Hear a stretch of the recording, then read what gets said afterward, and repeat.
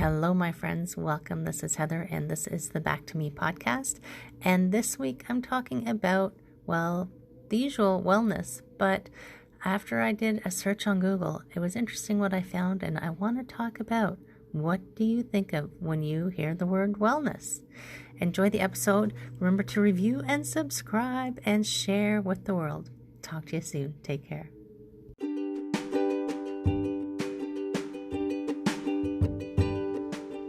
Hi, my friends. Welcome. This is the Back to Me podcast, and this is Heather, and I am super excited that you're here.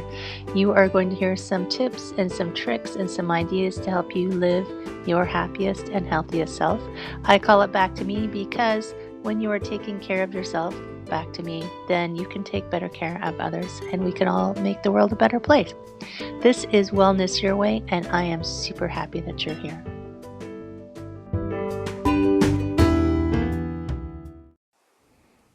Hello, my friends. This is Heather, and this is another Wellness Wednesday.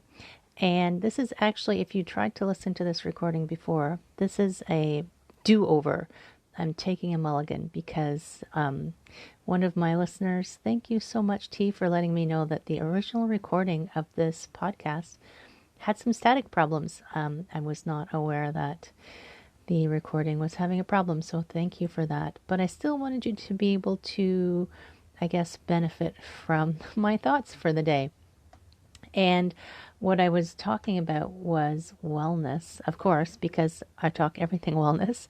But I was talking about the fact that I had gone to Google and I was looking for some information, and I was looking up, searching wellness. And believe it or not, I was on TikTok. Yes, I'm going to have a TikTok account. It's coming soon. It's in the works. I'm just devising exactly how to do these things. But I was looking up wellness, and what kept coming up every time a hashtag wellness, a healthy living, what always came up seemed to be people who, the before and after of, first I weighed this, and now I weigh this, and now I have a six-pack, and now I can fit into this dress. There was lots of nutrition advice.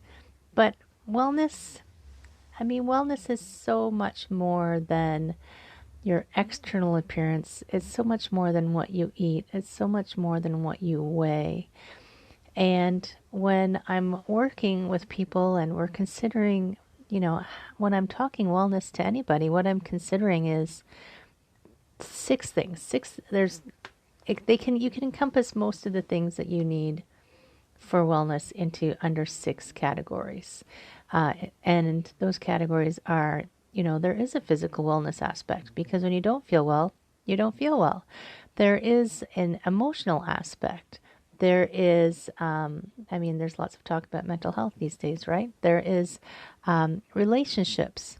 So we've seen through COVID how many people are suffering because of the lack of community, of being able to maintain relationships with people, that even work relationships, even if they're not your best buddies, having human contact every day.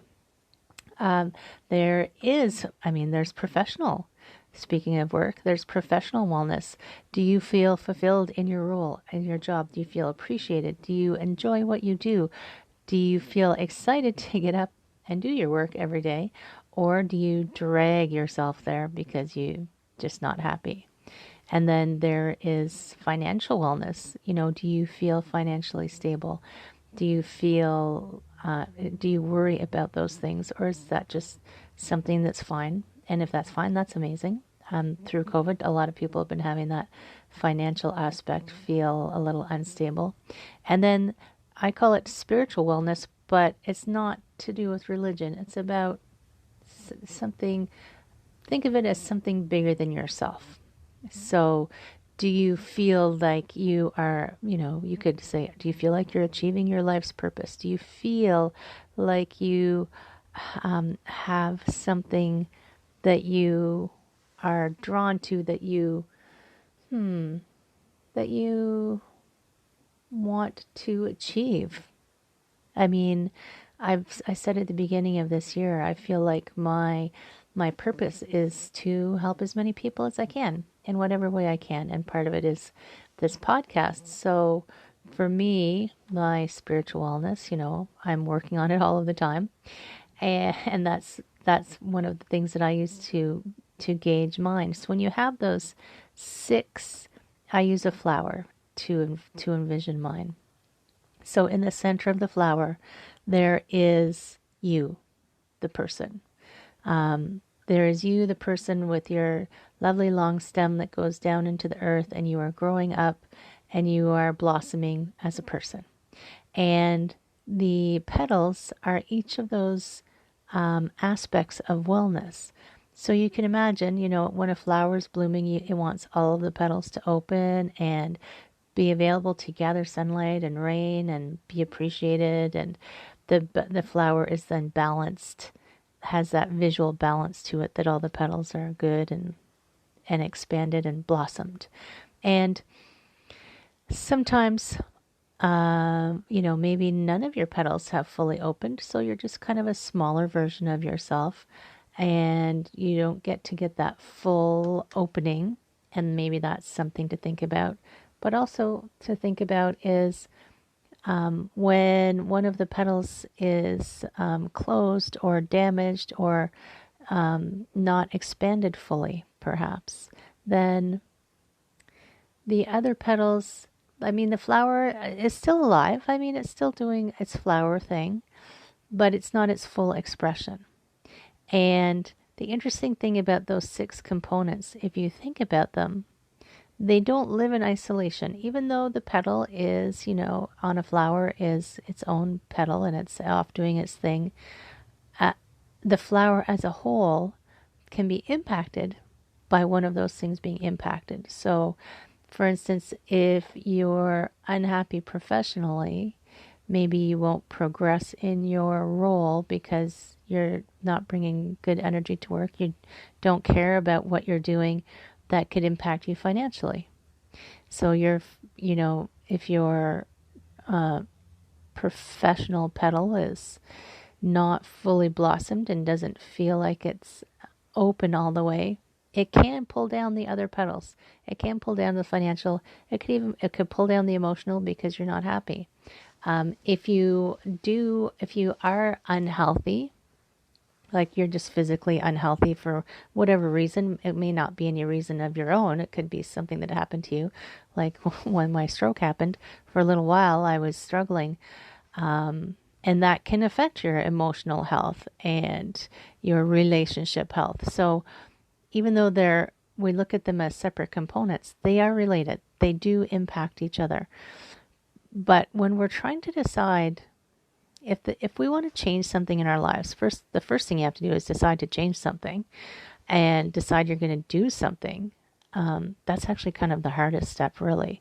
Once you've got that down, you're on a roll. So once you've decided that something needs to change, the next big step is what? What do I change? What do I fix? And it can be a little overwhelming, and that can stop you there. You can decide to want to change. The next step could be the thing that trips you up because you think, oh my gosh, I don't even know where to start. So I'll just stay where I am because I can't figure it out. So the next step to help you move forward is actually deciding where to start and using those 6 aspects of wellness. And you can just go through the list if you want. There's physical, emotion. I'm saying them off the top of my head because I didn't have them written down in front of me. Physical, which is, your physical health, your emotional health, your relationships, your professional, your financial, and your spiritual. So just as you go through when you think about each of those, whatever they mean to you is perfect because my definition is my definition. You take your definition of what that means to you and you give yourself a score of 1 to 10. Just go through each of those 6, 1, 2, 3, 4, 5, 6 items and give yourself a score of 1 to 10. Whichever one is the lowest, start with that one. Yes, you might have more than one. Maybe there's some that are tied. Which one will have the biggest impact first? So if you can't decide, think about what will have the biggest impact. if I change jobs, that will affect, and if I find a job that I like, that will affect my financial health. That'll affect my emotional health. That'll affect my physical health because maybe I'll feel better and be able to get exercising. So if you can't decide because of the scoring all seems so low and you just think that it's impossible, pick the one that you think will have the biggest impact, because as one improves, that will cascade into the other ones. And do not try for perfection. That's the other thing that I wanted to add here.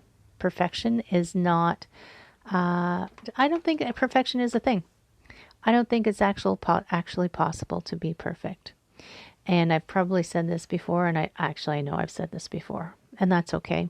It always bears repeating that a good friend of mine said to me once, as the rose hits its peak of perfection, and it is 100% perfect, the exact moment after it hits perfection, it starts to die. So, this is not to stop you from trying to improve. There's always room for improvement. And I've been working on it for years. I've never been perfect. So I'm not terribly worried about it. I'm never going to be perfect, but I can continually improve and improve and improve and chip away at my goals. And life will hit you, right? So I had a stroke in October. My physical health suddenly took a dive. I was doing really well in my physical health department. I was working on other things. My physical health took a huge dive. It became the most important aspect for me to look after for that period of time while I rebuilt my health. And because I had been working on my other petals, my other aspects of wellness, and they were in a half decent place, that means I could shift my attention to look after myself. So that is my thought for this week, my friends. If your first step, when you know you need to change something, when you know you're not in the place you want to be or should be, recognize that you're there. Decide to make a change. Just make a decision. Just say it out loud to nobody. I'm going to change something and I'm going to make my life better. And then your next big step is to pick where to start. So use those 6 things to help you just pick a direction. And as always, 100%, if you need to have a conversation, even if you don't think you need one, let's just have a conversation about it. Send me a DM, click the link to pop over and send me a message. I would love to have a conversation and see if I could help you with this. I hope you have a beautiful day, my friends. Thanks for coming back for the take 2. I will see you again next week. Take care.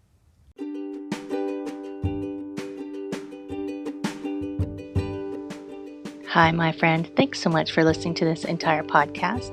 If you found it useful and you're like me and you like helping others, please feel free to share this. Give it a like. Give it a comment. If you found something useful in it, there's a chance that someone else will find something useful as well. Also, if you have any questions at all, I can absolutely help, and I would love to help. You can email me at heather@prosperityflowcoaching.com. If you want more of this awesome content, you can follow me on Instagram, Heather Stewart Coaching. You can follow me on Facebook, Prosperity Flow Coaching. And I have a personal request. I want to help as many people as I can with these podcasts. And if you could give me a review, hopefully a good one, if you could share, if you could send this out into the world, I would truly appreciate it. I hope you have an amazing day, and I hope that you find your way to wellness by getting back to me. Take care, my friend.